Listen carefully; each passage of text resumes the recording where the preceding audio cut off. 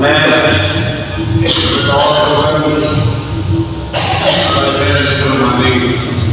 आने वाले सारे बेटियां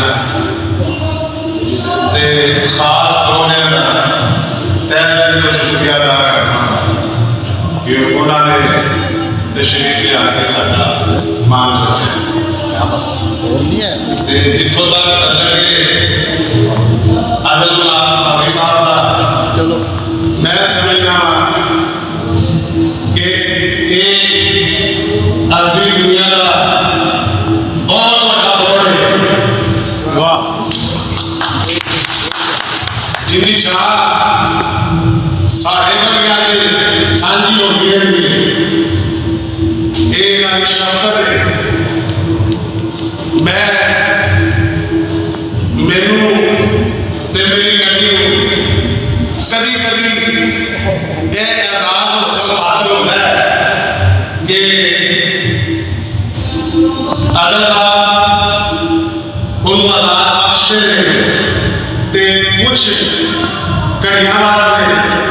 सानू अपनी संगत अता करते इन्हां दी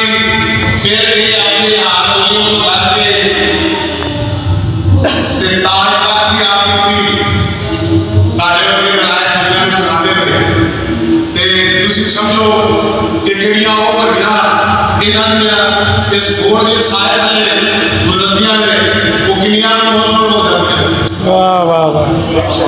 तुसी आपे अंदाजा ला सकते हो कि ਇਹੋ ਜਿਹੇ गोल साए वाले ਜਿਹੜੇ ਸਮੇਂ ਲੰਘ ਜਾਣ ਉਹ ਕਿੰਨੇ ਕੁ ਚੰਗੇ ਹੋਣਗੇ ਤੇ ਮੈਂ ਇਹਨਾਂ ਦਾ ਤਹਿ ਦਿਲ ਤੋਂ ਸ਼ੁਕਰਗੁਜ਼ਾਰ ਹਾਂ ਕਿ ਇਹ ਆਪਣੇ ਸਾਏ ਵਾਲੇ ਸਾਨੂੰ ਤੇ ਸਾਡੀ ਬੇਟੀ ਨੂੰ ਰਾਤ ਬਖਸ਼ਦੇ कभी कभी झगड़ा करते ते मेरी अदल साहब तय दिल को मुबारकबाद तकरीबन 90 अवार्ड जरा इन्होंने जालिम हो रहे हैं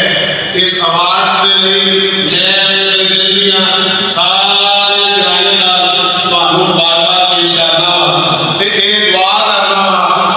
गोल की